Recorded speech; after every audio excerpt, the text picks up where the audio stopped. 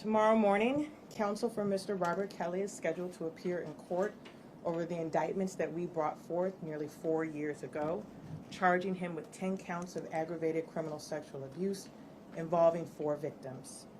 I'm here to inform you that the Cook County State's Attorney's Office will no longer be pursuing these indictments.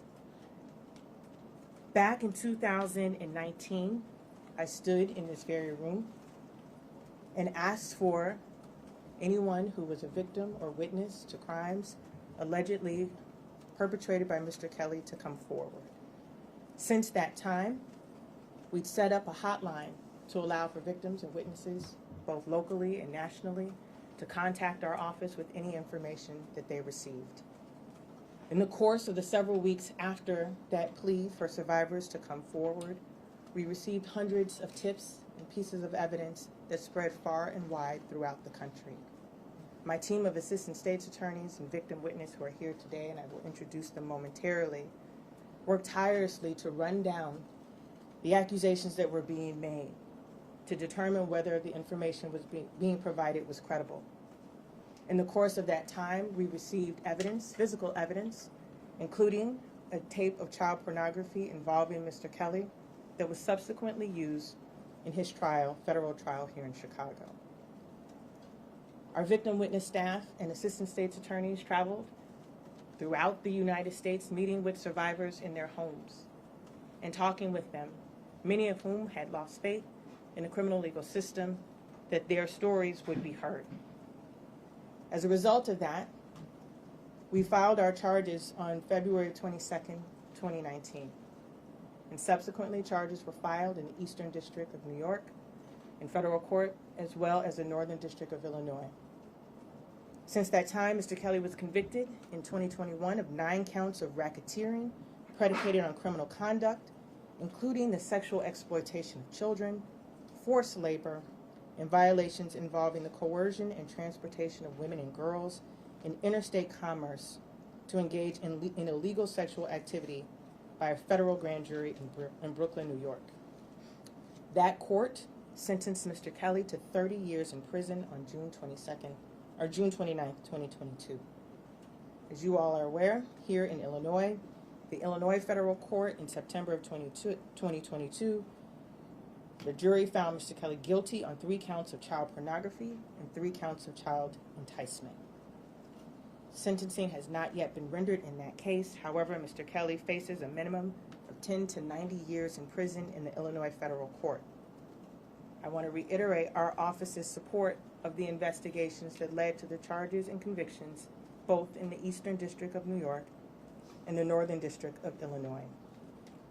It is to that end that, due to the extensive sentences that these convictions hold, our office has decided not to continue to expend our limited resources in court time with the indictments that we previously charged Mr. Kelly. I want to first and foremost thank the survivors that came forward and shared their stories. I know firsthand how difficult it is for you to tell your stories. 4 years ago, I stood at this podium and shared my story of having been a survivor and my full understanding of what it means to have to go before strangers to discuss what is arguably one of the most horrific experiences one could have. And these women, all of them black, came forward believing that they would be heard. As a survivor, I know that the courage that it took for them to come forward, and I know that for those who were seeking to have their day in court here in Illinois, that today's announcement may be disappointing. But I want to acknowledge that when we brought these charges forward, we brought them because we believed the allegations to be credible, and we believed that they deserved to have the opportunity to have the allegations heard. These women, both those who are named in our indictments and the women in New York and the Northern District of Illinois, are to be commended for their bravery and their relentless pursuit of justice, no matter how long it took. I also want to point out that the women who stand with me today Tanae McCoy Cummings, Stephanie Coelho, Jackie Griffin, Ann McCourt Rogers, and Krista Peterson, who is not with us, work in our Sexual Assault and Domestic Violence Division. Every day, these women come in contact with survivors and victims of sexual abuse and sexual assault whose cases don't make the headlines. Their abusers, or those for whom they accuse, are not Grammy Award-winning artists. Sometimes they're teachers, deacons, folks that they know from the neighborhood.